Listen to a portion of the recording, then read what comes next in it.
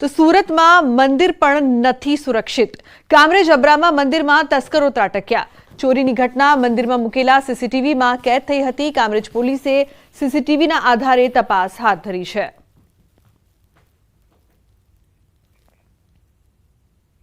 તો આણંદમાં railway ગોદી platform ઉપરથી રેતી ભરેલું ડમ્પર રેલવે ટ્રેક પર પલટી ગયું। રેતી ભરેલું ડમ્પર આવતા પ્લેટફોર્મનો એક તરફનો ભાગ બેસી જતા બની ઘટના। સદનસીબે જ્યારે ઘટના બની ત્યારે તે ટ્રેક પર ટ્રેન વ્યવહાર પણ બંધ હતો। ઘટનાને પગલે રેલવે અધિકારીઓ દોડી આવ્યા હતા।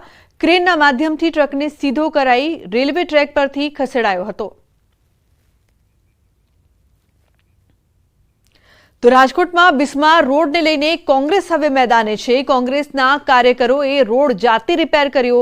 કોંગ્રેસના પૂર્વ કોર્પોરેટર સહિતના આગેવાનો હાજર રહ્યા। કોઠારિયા રોડ પર રિદ્ધિ સિદ્ધિ નાલા પાસેનો રસ્તાની બિસ્માર હાલત અહીં જોવા મળી હતી।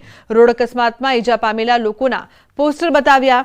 બિસ્માર રોડ પરથી પસાર થતા વાહન ચાલકોએ રોષ પણ ઠાલવ્યો। તો બીજી તરફ સ્ટેન્ડિંગ કમિટીના ચેરમેન જયમીન ઠાકર કહી રહ્યા છે કે કોંગ્રેસનો આ રાજકીય કાર્યક્રમ છે। ઇન્ડસ્ટ્રીયલ ઝોનમાં ભારે વાહનો પસાર થતા ખાડા પડે તે સ્વાભાવિક વાત છે। કોઠારિયા વિસ્તાર ઇન્ડસ્ટ્રીયલ ઝોન અને નેશનલ હાઈવે ઓથોરિટીમાં આવે છે। ગેરંટીવાળા રસ્તાઓ હોય તો તેના ખાડા પૂરવાની જવાબદારી કોન્ટ્રાક્ટરની હોય છે। આ સાથે તેમણે કહ્યું કે આજે આરએમસીના અધિકારીઓને કહીને મોરમ નાખવા સૂચના આપું છું। परम दिवस जी रिक्शा पलटी मारी गई। परम दिवस हाँ एक भाई ने लाग्યું। અત્યારે એક ભાઈ હાજરમાં છે, એનું બાઇક સ્લીપ થઈ ગયું। અત્યારે હું અત્યારે 1 કલાક જે ટ્રાફિકમાં એમનો હલવાડેલો હોઉં। 1 કલાક થઈ વાહનનો વેરેન્ટેજ આવે। અરે વેરેન્ટેજ આ ખાડા એવડા છે ભાઈ બધી જગ્યાએ। રોડનો સુધારો તો કરવો પડે ને। જોરદાર ખાડા કાલે વરસાદના ટાઈમે આવતો તો ઓફિસે તો આ ખાડો ન દેખાવાથી ખાડાની અંદર મોટરસાયકલ હાથે પડી ગયો અને 2 જણા ઉચકીને હોસ્પિટલે લઈ ગયા। આ એનો પાટો આવેલો છે। અંદર વાત થઈ ગઈ। રાજકોટમાં કોંગ્રેસ દ્વારા અત્યારે એક અનોખો વિરોધ કરવામાં આવી રહ્યો છે। ખાસ કરીને વાત કરવામાં આવે તો જે છે કોંગ્રેસ છે તે અત્યારે ખરાબ રોડ રસ્તાને લઈને વિરોધ કરી રહી છે। જાતે જે છે રસ્તાઓ રિપેર કરી રહી છે। આપ સીધા દ્રશ્યો જોઈ શકો છો કે જે રીતના જે છે રાજકોટ કોંગ્રેસ છે તેમના દ્વારા ખરાબ રસ્તાને લઈને વિરોધ કરવામાં આવી રહ્યો છે। રસ્તા છે તે અત્યંત ખરાબ છે। સીધી વાત કરવામાં આવે તો જે છે અત્યારે જે છે રોડ રસ્તાને લઈને અનેક અકસ્માતો પણ સર્જાતા હોય છે। ત્યારે હવે કોંગ્રેસના આગેવાનો છે તે આગળ આવ્યા છે અને એમના દ્વારા જે જાતે જે છે રસ્તા રિપેર કરવામાં આવી રહ્યા છે।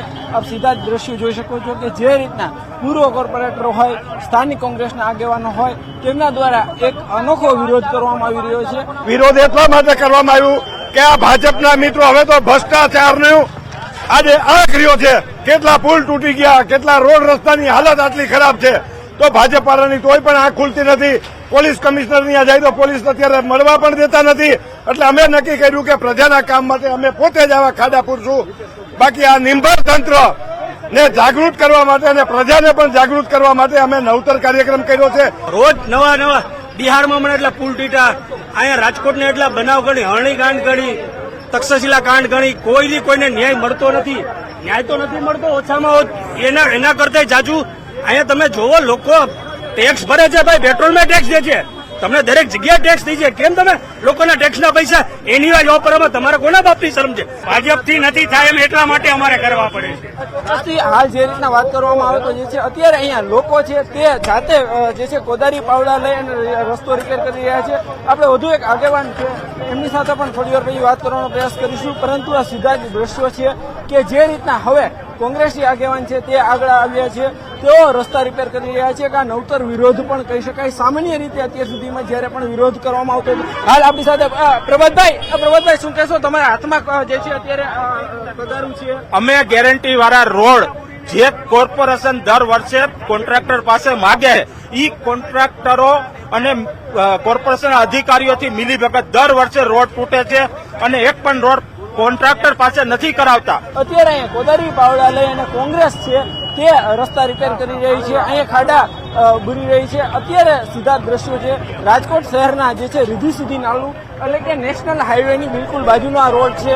અહીંયા દિવસ દરમિયાન હજારો વાહનો છે તે પસાર થતા હોય છે અને અનેક વખત અકસ્માતો પણ સર્જાતા હોય છે। ત્યારે કોંગ્રેસનો આ જે નવતર વિરોધ જે કોંગ્રેસ દ્વારા પણ જાતે રસ્તા રિપેર કરીને નવતર વિરોધ કરવામાં આવી રહ્યો છે।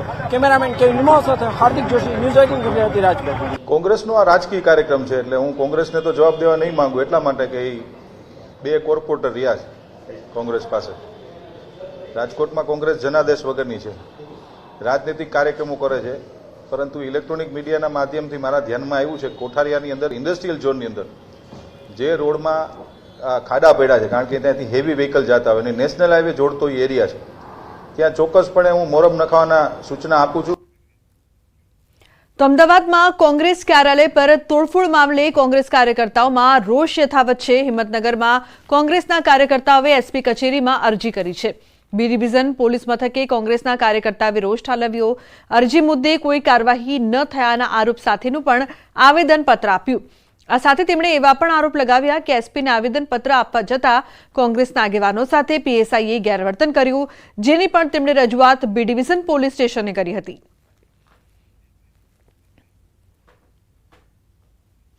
તો અન્ય મહત્વપૂર્ણ સમાચાર અમરેલીથી નગરપાલિકાના સફાઈ કામદારોનો વિરોધ। 100 થી વધુ સફાઈ કામદારોએ રેલી યોજીને રોષ ઠાલવ્યો।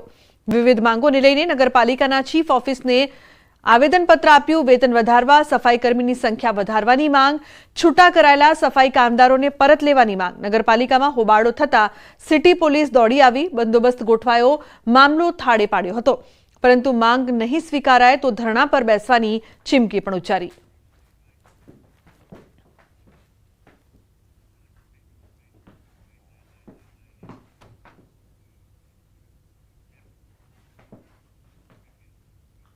તો બુલેટિનમાં હાલ બસ આટલું જ। તમામ મહત્વપૂર્ણ સમાચાર માટે આપ જોતા રહો ન્યૂઝ 18 ગુજરાતી। નમસ્કાર।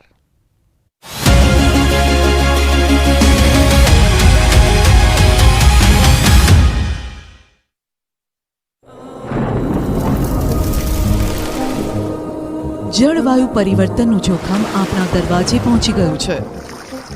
હવે જરૂર છે એક મોટા ક્રાંતિકારી બદલાવની, અને આનો પ્રારંભ થશે 140 કરોડ ભારતીયોથી। આ ક્રાંતિ શરૂ થશે એક વૃક્ષથી। એક વૃક્ષ માનવતા માટે, એક વૃક્ષ આ ધરતી માતા માટે, એક વૃક્ષ આપણા ભવિષ્ય માટે। પ્રોજેક્ટ વન ટ્રી, ન્યૂઝ 18 નેટવર્કની એક મોટી પહેલ। મોરેનામાં પણ મેઘરાજાએ વરસાવી આફત। અનરાધાર વરસાદથી નદીઓના જળસ્તરમાં થયો વધારો। ભારે વરસાદના કારણે રસ્તા પરથી નદીનો પ્રવાહ વહેતો થયો। રસ્તા પર 3 થી 4 ફૂટ પાણી ભરાયા। લોકો જીવના જોખમે રસ્તો પાર કરતા જોવા મળ્યા। મુંબઈના બાંદ્રામાં ભારે વરસાદથી વાહન વ્યવહાર પ્રભાવિત થયો। વેસ્ટર્ન એક્સપ્રેસ હાઈવે પર સર્જાયો ભારે ટ્રાફિક જામ।